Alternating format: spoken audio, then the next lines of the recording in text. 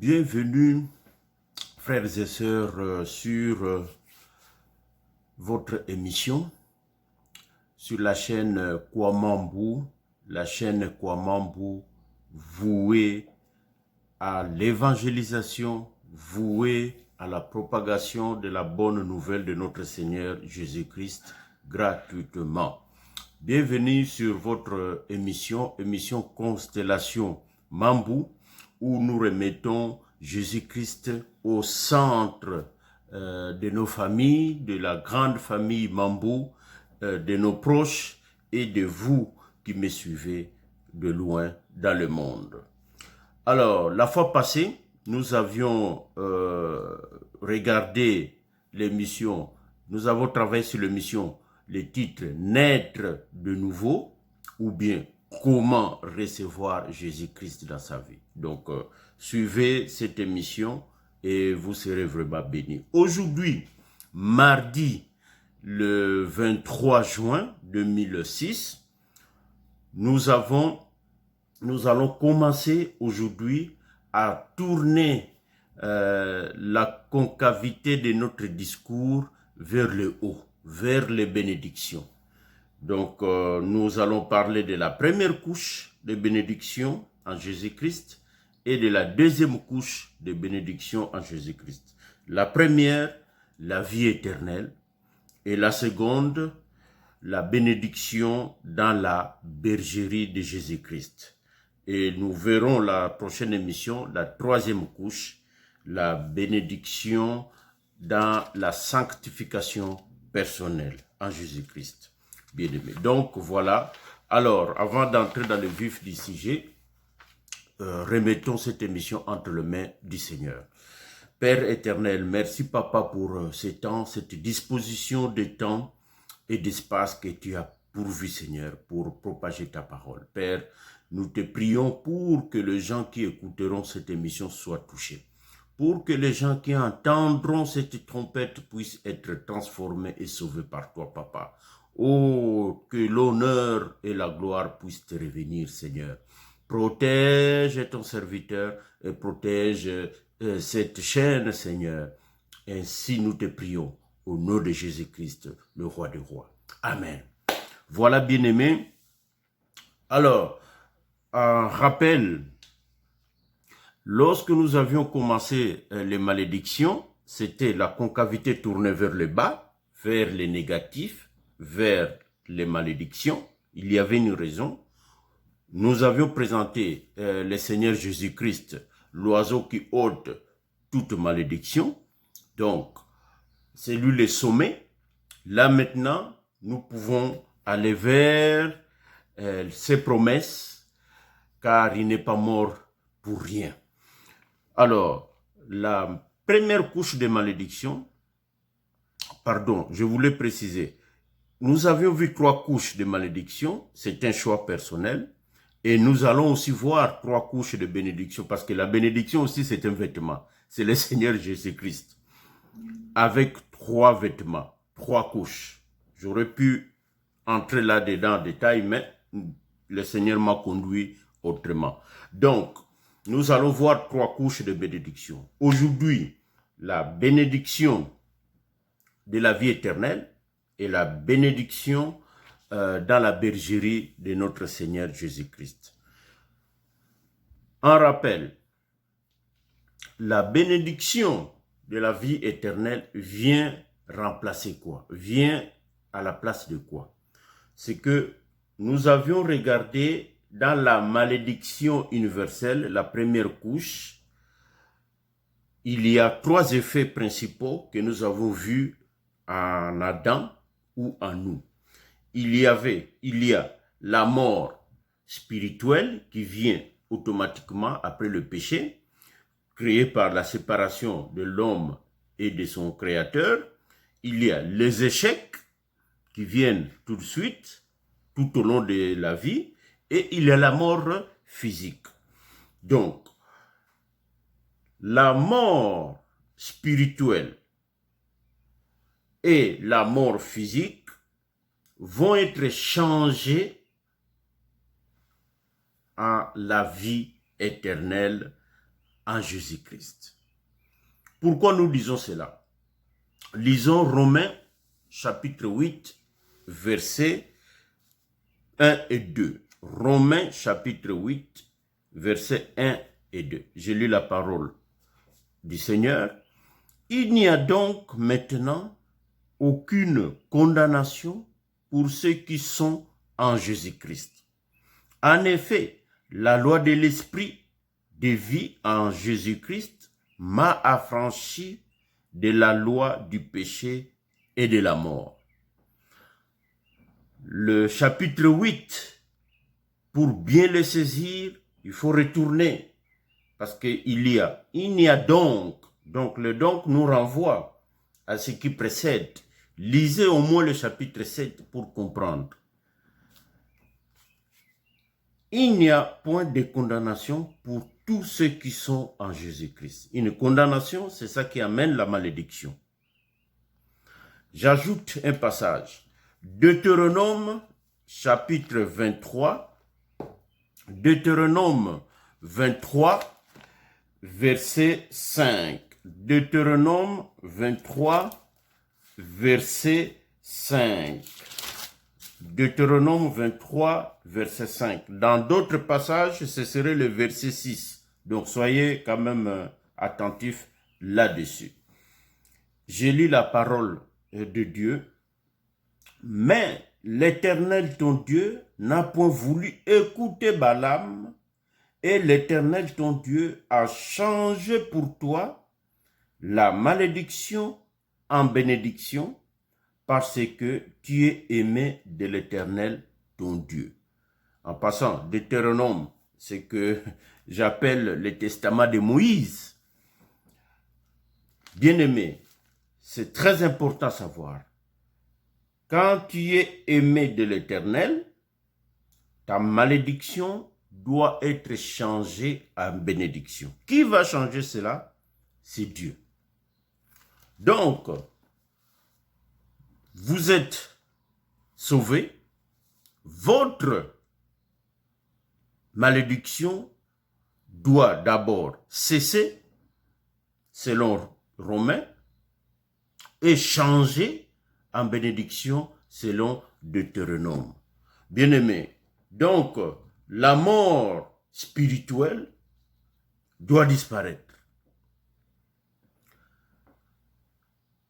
Le péché a séparé l'homme de Dieu.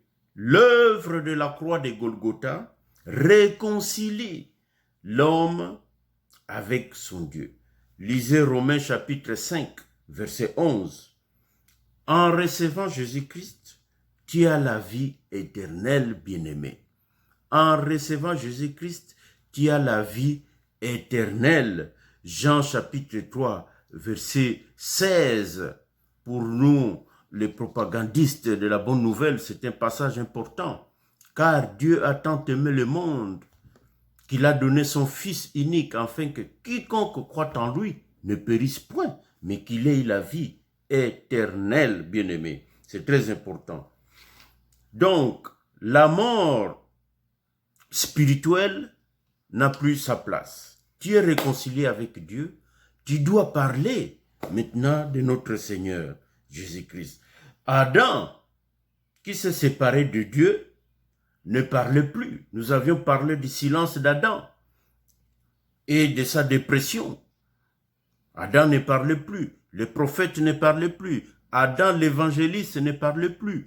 De Dieu, Adam, le pasteur, ne faisait plus rien. En revanche, si toi, tu as Jésus-Christ, tu reçois un don spirituel, bien-aimé. Tu reçois automatiquement un don spirituel en Jésus-Christ que tu dois mettre au service de Dieu et de son Église. Lisez Éphésiens chapitre 4, verset 11, le don de la parole. 1 Corinthiens chapitre 12, à partir du verset 7, 11, diversité de dons.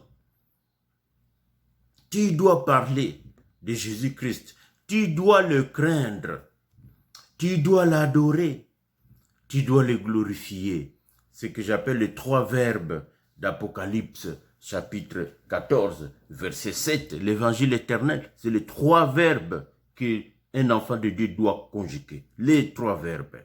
Craindre, adorer, glorifier Dieu.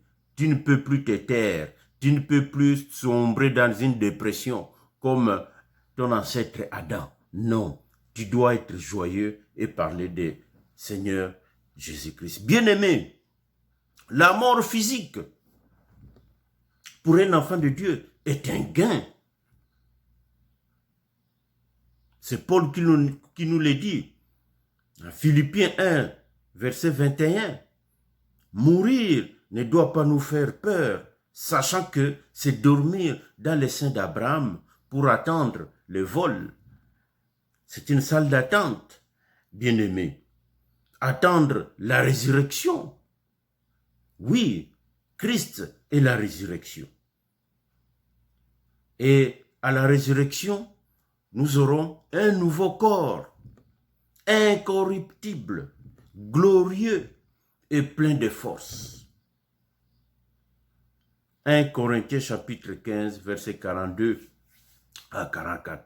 Si la trompette qui annonce son événement arrive pendant que nous sommes vivants, et nous serons transformés, les corps corruptibles, on va se dépouiller de cela. Ce corps n'héritera pas du royaume des cieux, bien-aimés.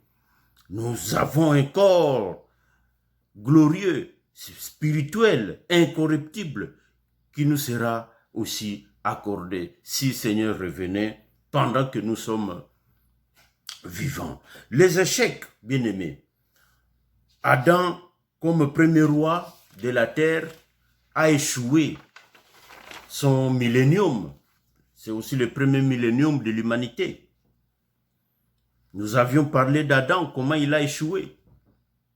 Je ne veux pas répéter ici ce que nous avions dit. Allez consulter nos vidéos du mois d'avril.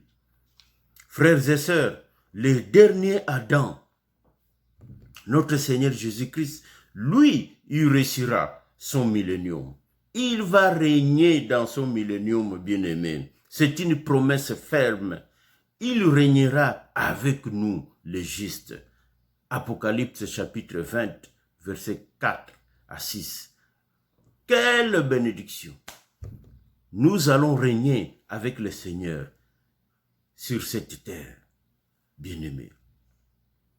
Le système politique international est condamné à échouer. Quelles que soient les idéologies, le communisme a échoué. La démocratie va échouer, bien-aimés. La démocratie fait déjà des signes d'essoufflement. Elle va aussi échouer, bien-aimés. Élection après élection, il y aura échec après échec. Il y aura déception après déception. Un enfant de Dieu n'a pas sa place dans un système comme ça. On n'est pas censé aller perpétuer des échecs comme ça. Non, nous n'avons pas notre place là-bas, bien-aimés. 1 Pierre, chapitre 2, verset 11. Nous sommes des étrangers et voyageurs sur la terre. Nous sommes des étrangers, nous sommes des passages.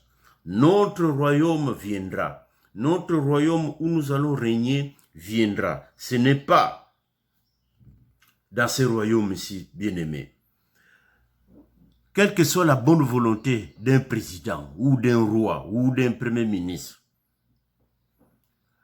le système est condamné à échouer, bien-aimé. Sachez-le, c'est très important.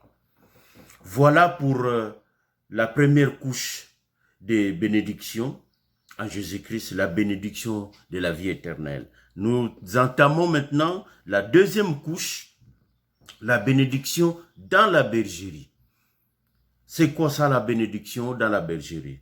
Rappelez-vous la deuxième couche de la malédiction. C'était la malédiction ancestrale, où nous avions parlé des coutumes de peuple, de religions et des partis politiques en passant. Les religions et les partis politiques, c'est des nouvelles tribus. C'est des tribus de temps moderne. Là où on a chassé le système de tribus, comme en Occident, on a remplacé les tribus par les religions.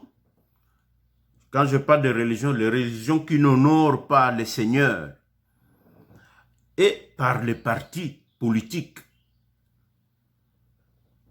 Chez nous, en Afrique, il y a encore les tribus, mais s'ajoutent les religions et les partis politiques. Nous avions dit que l'origine de tout ça, c'était Babylone. Babylone, c'était à Babylone. Allez aussi consulter nos émissions passées. Bien-aimés, la bénédiction dans la bergerie de notre Seigneur vient changer tout cela, Seigneur. Cette malédiction ancestrale doit cesser et changer en bénédiction. Jean chapitre 10, verset 11 jusqu'à 16. On va aller les lire parce que c'est important.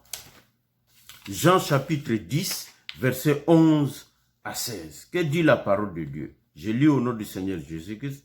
Je suis le bon berger. Le bon berger donne sa vie pour ses brebis. Mais le mercenaire, qui n'est pas le berger et à qui n'appartiennent pas les brebis, voit venir le loup, abandonne les brebis et prend la fuite. Et le loup les ravit et les disperse. Les mercenaires s'enfuient parce qu'il est mercenaire et qu'il ne se met point à peine de brebis. Je suis le bon berger. Je connais mes brebis et elles me connaissent. Comme le Père me connaît et comme je connais le Père. Et je donne ma vie pour mes brebis. J'ai encore d'autres brebis qui ne sont pas de cette bergerie. Celles-là, il faut que je les amène. Elles entendront ma voix et il y aura un seul troupeau, un seul berger. Bien-aimé, ça c'est le grand maître qu'il dit, notre Seigneur Jésus-Christ. En Christ, tu es une nouvelle créature. Donc, une nouvelle famille était donnée. Ton père, c'est Dieu, bien-aimé. Ta mère, c'est Dieu, par la Jérusalem céleste. J'évoque Galates, je crois chapitre 4. Allez lire. Jérusalem céleste, notre mère. Ce n'est plus Babylone. Ce n'est plus Babylone. Ce n'est plus Babylone. Lisez aussi Apocalypse. Babylone la grande va tomber. Mais la Jérusalem céleste qui vient de Dieu, pleine de gloire. Entendre la voix de Jésus, c'est appliquer sa parole, qui est la gardienne de la coutume de Dieu. La parole de Dieu, c'est la gardienne de la coutume de Dieu. Les manières d'agir, la manière de fonctionner de Dieu, c'est consigné pour nous dans la parole de Dieu. C'est de cette manière que nous devons apprendre la nouvelle coutume pour vivre. Bien-aimés, 1 Pierre chapitre 1er, 18 à 20, le sang précieux de Jésus te délivre de tout lien satanique. Bien-aimé, Christ n'est pas mort pour rien. Le sang précieux de Jésus-Christ nous délivre de liens sataniques, hérités de nos ancêtres. Bien-aimé, dans la bergerie, tu as un nouveau nom. Un nom qui n'est pas rempli ou chargé de venin d'une malédiction, mais au contraire, un nouveau nom plein d'eau vive, des bénédictions, bien-aimés. Psaume 23, premier verset. L'Éternel est mon berger, je ne manquerai de rien. Bien-aimés, David nous dit, l'Éternel est mon berger, je ne manquerai de rien. Ajoutez Psaume 34, verset 8. Psaume 34, verset 8. Bien-aimé, quel verset? Je lis la parole de Dieu. L'ange de l'Éternel campe autour de ceux qui le craignent et il les arrache au danger. Bien-aimé, Dieu doit t'arracher de l'emprise satanique quand tu changes, quand tu es né de nouveau. C'est pour cela que tu dois mourir et ressusciter pour être dans le royaume de notre Seigneur Jésus-Christ. Bien-aimé, Christ est le bon berger qui protège, qui nourrit et qui défend ses brebis. Il prend soin de toi, de tes besoins naturels, spirituels d'abord, et de tes besoins naturels. Ne te préoccupe pas des choses de la vie terrestre, bien-aimé. Même les églises qui sont nombreuses sur cette terre se préoccupent des choses de la terre, bien-aimé. Ne vous y trompez pas, c'est très important à savoir. Même les églises où les gens prient, tu verras des programmes tout entiers sur les finances. Des programmes, des gens passent des heures et des heures. C'est des réunions, comment on va organiser telle fête? Comment on va faire ceci? Comment on va faire cela? Alors que le but, le 100% de la préoccupation doit être la parole de Dieu, bien-aimé. Luc chapitre 10, versets 38 à 42.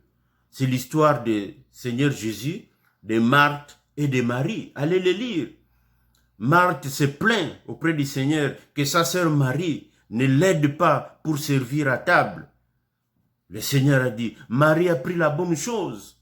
Marie était assise au pied du maître pour écouter. Écouter la parole. Le maître est là. Bien-aimé, manger c'est nécessaire. Nous ne disons pas non. Mais certaines églises vont plus loin. Bien-aimé, c'est très important à savoir. Pour finir sur cette deuxième couche de malédiction, de bénédiction, bien-aimé, nous disons ceci. La bergerie dont il s'agit ici, c'est l'Église universelle. C'est l'Église universelle, le corps de Dieu, le corps de Christ.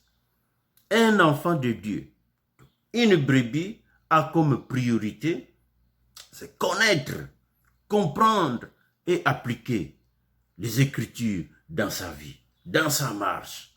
C'est très important, bien-aimé. Dans cette bergerie, vous l'avez entendu dans Jean chapitre 10, il n'y a qu'un seul berger. Il n'y a qu'un seul berger. Un seul. David nous a dit, au psaume 23e, l'Éternel est mon berger. Jean nous dit, chapitre 10,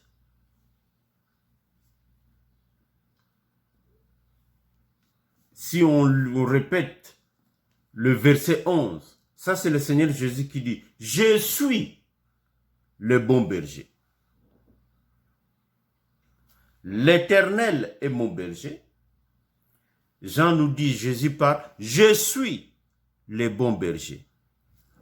C'est la même personne, bien-aimé. C'est la même personne. Il n'y a qu'un seul berger. Il n'y a pas deux bergers. Et une seule bergerie.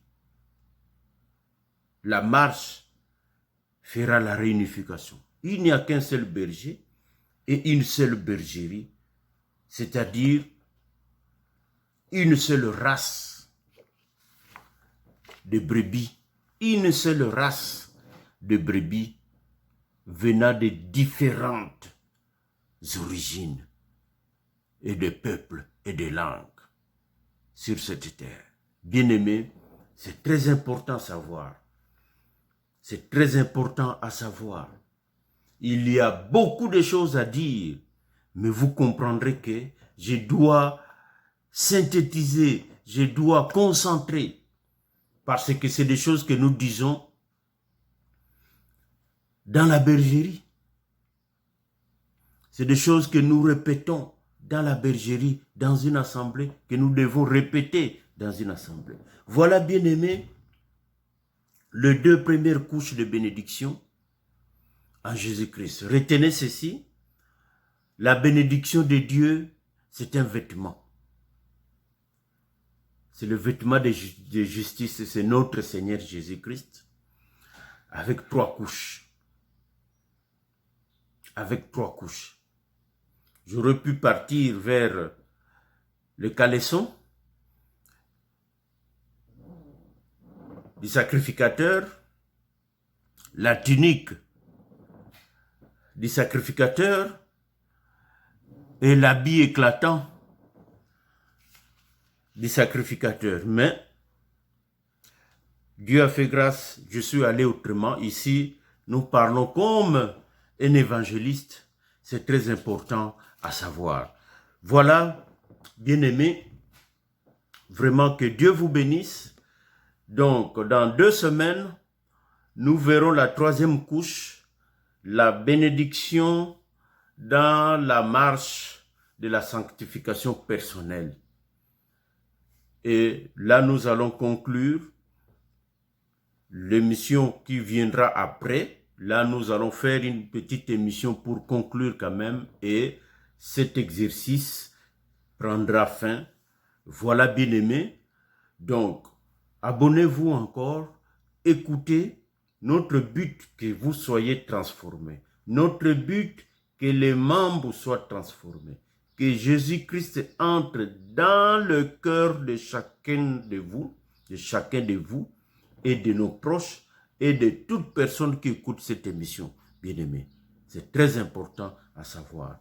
Donc, pour finir, remettons tout entre les mains du Seigneur. Père de gloire, nous te remercions, Papa, pour tous tes bienfaits, pour toutes ces bénédictions, Seigneur. La première qui est importante, Seigneur, la vie éternelle. Oh, quelle grâce, quelle bénédiction, Seigneur, de savoir que nous ne serons pas perdus pour rien, nous ne serons pas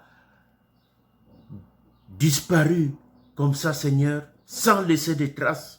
Nous serons vivants, car toi, tu es la résurrection, Seigneur. Tu es la vie, tu es l'arbre de vie, l'arbre qui donne la semence de la vie, Seigneur. Gloire à toi, Papa, que mes bien-aimés qui écoutent, mes frères dans le sang, mes sœurs dans le sang, oh, vous les Mambous, Seigneur, que le Seigneur vous visite. Vous les proches, que le Seigneur vous visite pour palper du doigt les bénédictions de notre Seigneur Jésus-Christ. Gloire à toi, Seigneur. Gloire à toi, Père. À toi, nous remettons ces choses. À toi, que ton esprit puisse travailler. Que ton esprit puisse accomplir sa mission, Seigneur. Gloire à toi, Père. Ainsi nous te prions au nom de Jésus-Christ, le roi des rois, le Seigneur, le véritable Dieu révélé. Amen. Voilà, bien-aimés, dans 2 semaines,